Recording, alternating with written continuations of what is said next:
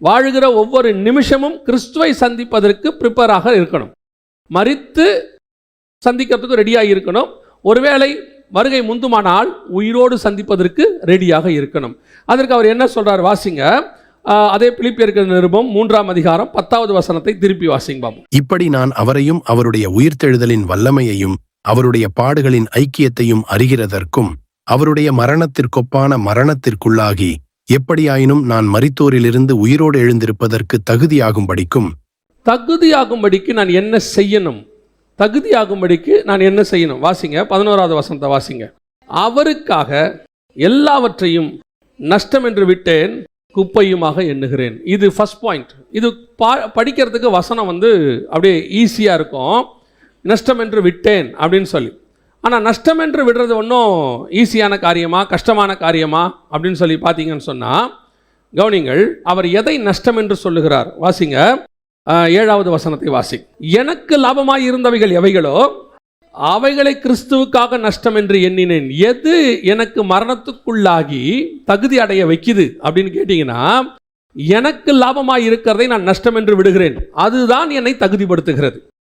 அது என்னங்க தகுதிப்படுத்துது அப்படின்னு சொல்லி கேட்டீங்கன்னு சொன்னால், இப்போ நான் மரிக்கணும், கிறிஸ்துவோடு கூட நான் மரிக்கணும். மரிப்பதற்கு எங்கிட்ட இருக்கிற குவாலிஃபிகேஷன் என்ன அவர் எக்ஸ்பெக்ட் பண்ணுறாரு அப்படின்னு கேட்டிங்கன்னா, எங்கிட்ட நான் லாபமாக ஒன்று வச்சிருக்கிறேன். அவர் என்னன்ட்டு அவர் முன்னாடி வசனத்தில் அவர் எழுதுறார், நான் இஸ்ரவேலன், நான் எபிரேயன், நான் நியாயப்பிரமாணத்தின்படி குற்றம் சாட்ட முடியாதவன், நான் நியாயப்பிரமாணத்தின்படி பரிசேயன், பக்தி வைராக்கியத்தின்படி சபையை துன்பப்படுத்தினவன், இப்படிலாம் இவர் எழுதுறார். இதெல்லாமே உண்மையிலே லாபம் அவருக்கு. என்ன லாபம் அப்படின்னு சொல்லி கேட்டிங்கன்னு சொன்னால், இப்போது ஃபார் எக்ஸாம்பிள் நான் உங்களுக்கு சொல்கிறேன். இப்போ பவுல் யூதர்கள் மத்தியில் தான் ஆரம்ப காலகட்டத்தில் பிரதானமாக மினிஸ்ட்ரி பண்ணிகிட்டு இருக்கிறார். ஆனால் அவர் அழைக்கப்பட்டது வேறொரு அழைப்புக்கு. ஆனால் ஆரம்பிக்கும் பொழுது அவர் போகிற இடங்கள்லாம் ஜெப ஆலயங்களில் போய் பிரசங்கம் பண்ணினார், யூதர்கள் மத்தியிலே தர்க்கம் பண்ணினார். இப்படி தான் இருக்குது ஆரம்பத்திலேருந்து பார்த்தீங்கன்னா. இப்போ பவுலுக்கு எது லாபம் அப்படின்னு கேட்டிங்கன்னு சொன்னால், ஒரு யூதனாய் ஒரு எபிரேயனாய் இருந்து எபிரேயர்கள் மத்தியில் போய் பேசுறது என்னது ஈஸி, ஆமாம் தானே? எபிரேயர் மத்தியில் போய் பேசுறது ஈஸி. பரிசேயர் சதிசேயர் 2 பேர் இருக்காங்க. இப்போ பரிசேயர்கிட்ட போய் பேசணும்னா இவர் பரிசேயர்னு சொல்லிட்டா இவர் என்ன பண்ணிடலாம், ஈஸியாக போய் பேசிடலாம். டோர்ஸ் ஓப்பன், நம்ம என்ன சொல்லுவோம், டோர் ஓப்பனாக இருக்குது அப்படின்னு சொல்லிடுவோம்.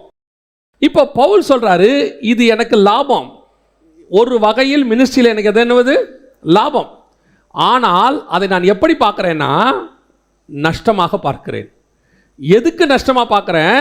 நான் கிறிஸ்துவுக்குள்ள மரிக்கிறதுக்கு இது எனக்கு தடையாக இருக்குது, இது எனக்கு நஷ்டம். எப்படிங்க சொல்ல வரீங்க அப்படின்னா, ஒரு உதாரணம் கவனிங்க. இப்போ நம்ம எல்லாருக்கிட்டையுமே பவுலுக்கு இருக்கிற மாதிரி ஒரு லாபம் இருக்குது, ஒரு குவாலிஃபிகேஷன் இருக்குது. அதை போய் இப்போ ஒரு இடத்துல போகும்போது நீங்கள் எந்த ஊர் அப்படின்னோடனே நான் மதுரை, நானும் மதுரை அப்படின்னோடனே ஆட்டோமேட்டிக்காக ஒரு டோர் என்ன ஆகுது, ஓப்பன் ஆகுது. இதுவே நீங்கள் வெளிநாட்டுக்கு போகிறீங்க, அங்கே போகும்போது ஒரு தமிழர்கள் இருக்கிறாங்க, அவங்க மத்தியில் போகும்போது நீங்கள் தமிழரா, அப்போ நமக்கு ஒரு ஓப்பன் டோர் ஆகுது இல்லை? இது பார்க்கறதுக்கு நமக்கு எப்படி இருக்குது, லாபம். ஆமாம், கரெக்ட். நம்மளை பொறுத்த வரைக்கும் மினிஸ்ட்ரியில் இது லாபம் தான். இது அவர் அதான் எழுதுறாரு, இது லாபம் எனக்கு அப்படின்றாரு. ஆனால் நான் மரித்தோரிலிருந்து உயிரோடு கூட எழுந்துருவதற்கு இது எனக்கு என்னவா இருக்கிறது, நஷ்டமா இருக்குது. ஏன் நஷ்டமா இருக்கு? நான் இன்னும் மதுரைக்காரனாவே இருக்கிறேன், இன்னும் எனக்கு அந்த மொழி காரனாவே இருக்கிறேன், அந்த மொழியோடையதான ஒரு பற்று எனக்குள்ள இருந்துகிட்டே இருக்குது. இயேசு சொல்றாரு, நீங்கள் உலகத்தாரா இல்லாதபடியினால் இந்த உலகத்தில் இருக்கிற எந்த அடையாளமும் உங்ககிட்ட இருக்கக்கூடாது. நீ எந்த அடையாளத்துக்குரியவனும் கிடையாது. நீ யாரு அப்படின்னு கேட்டீங்கன்னா, நீ தேவ சாயலாய் மாற வேண்டியவன். இப்போ நீங்க கிறிஸ்துவை யூதனா பார்த்தா உங்க தேவனா ஏத்துக்க முடியாது, கிறிஸ்துவை இஸ்ரவேலனா பார்த்தா உங்கள் தேவனா ஏற்றுக்கொள்ள முடியாது.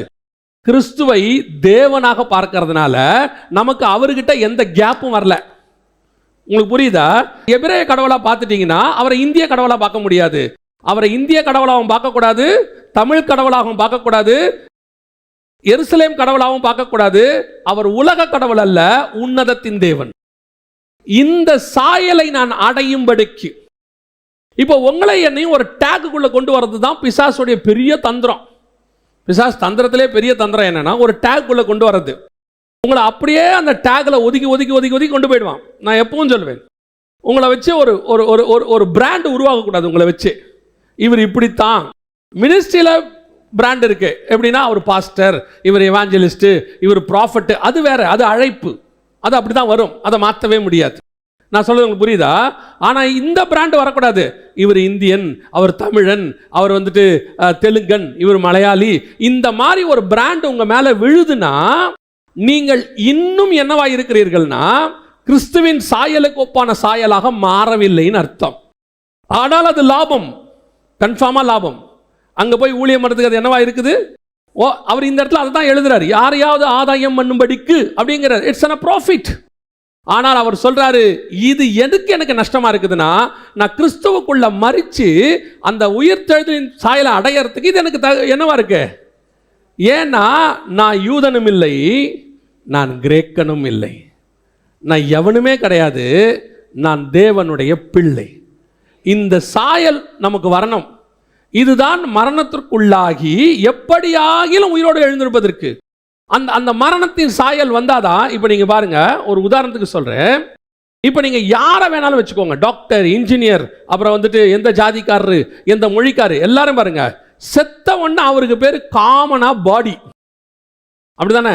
அங்க போய் நம்ம என்ன கேட்கிறோம்? டாக்டர் பாடி இருக்கா, இன்ஜினியர் பாடி இருக்கான்னு கேட்கறது இல்லை, பாடி, அவ்வளவுதான். அவருக்கு பேர் பிணம், வேலை முடிஞ்சு. அந்த பிணத்துக்கு என்ன கிடையாது? இப்ப எந்த சாயலும் கிடையாது.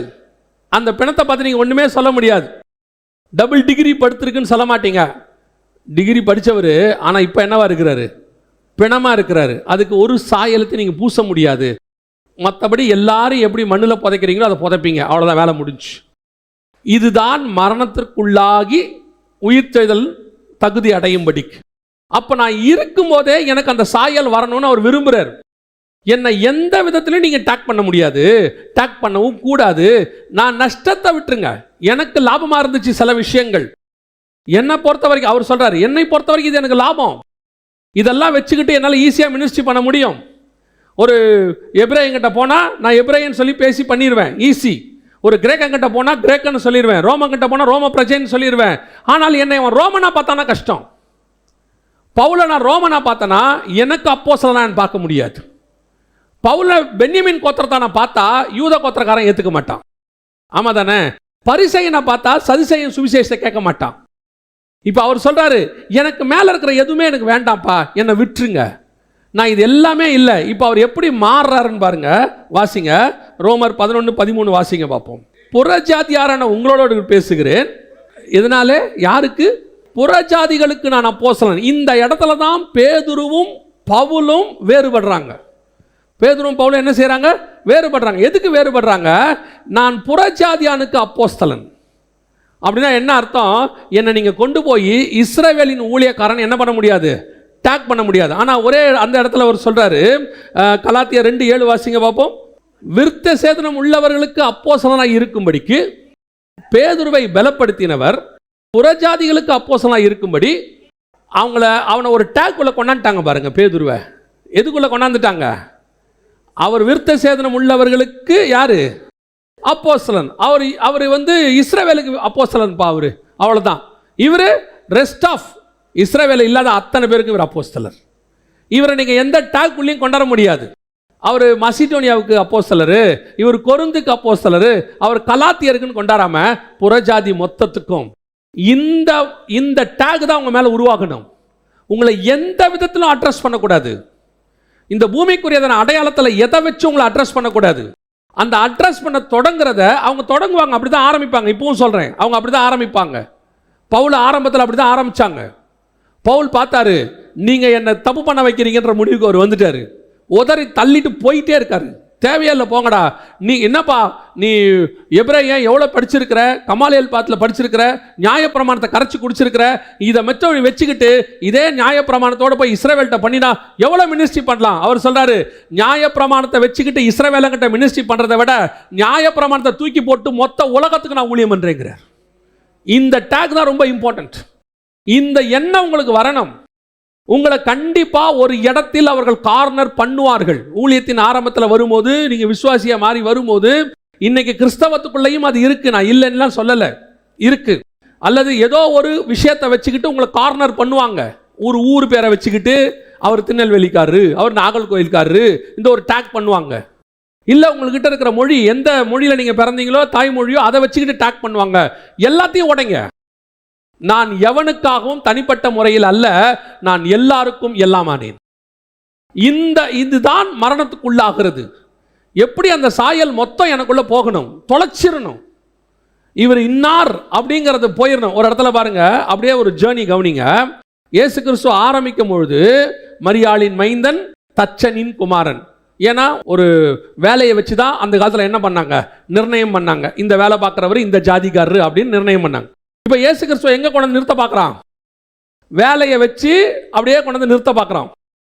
இயேசு கிறிஸ்து அப்படியே உடைக்கிறார், எல்லாத்தையும் உடைக்கிறார். அப்படியே கொண்டு கொஞ்சமா உடைச்சிட்டு அப்புறமா கேட்குறாரு, என்னை யார் என்று சொல்லுகிறார்கள் அப்படிங்கிறாரு. இப்போ அவங்க சொல்கிறாங்க, ஆண்டவரே உம்மை யோவான் ஸ்நானகன் என்றும், உம்மை எரேமியா என்றும், தீர்க்கதரிசி என்றும். இன்னொரு டேக் கொண்டு வந்து மேலே போடுறான். இப்போ என்ன டேக் போடுறான்? மினிஸ்ட்ரியோட டேக்கை கொண்டு வந்து போடுறான். போட்டு நீங்கள் எரேமியா மாதிரி பண்ணுறீங்க, யோவான் ஸ்நானகன் மாதிரி பண்ணுறீங்க. உடைக்கிறார், அதையும் உடைக்கிறாரு. கடைசியாக கேட்குறாரு, நீங்கள் என்னை யார் என்று சொல்லுகிறீர்கள்? பரலோகம் சொல்லுது, நீர் உன்னதமான தேவனுடைய குமாரன். இதுதான் ஒரிஜினல் டேக். இந்த டேக் எங்க வருது? சிலுவையில் தொங்கும் போது அந்த 100க்கு அதிபதி பார்த்துட்டு சொல்றான், இவர் மெய்யாகவே தேவனுடைய குமாரன் என்று சொன்னான். இந்த சாயல் தான் உங்க மேலே என் மேலேயும் வரணும். இதுதான் மரணத்திற்குள்ளாக சாயல். கொஞ்சம் கொஞ்சமா நம்முடைய மேல இருக்கிற அடையாளங்கள் எல்லாம் போகணும். உங்களை இந்த ஆளுக்கு இவருக்குரியவர் இதுதான் அப்படின்னு திருப்பியும் சொல்றேன். மினிஸ்ட்ரியில பிரிக்கலாம். இவர் பாஸ்டரு, இவர் எவாஞ்சலிஸ்ட், இவர் டீச்சரு, இவர் ப்ராஃபட்டு, அது வேற. ஏன்னா அது அழைப்பு. ஆனால் அதையும் தாண்டி ஒன்று இருக்கே, என்னை எதுலையும் நீங்கள் கொண்டு வந்து அடக்க முடியாது.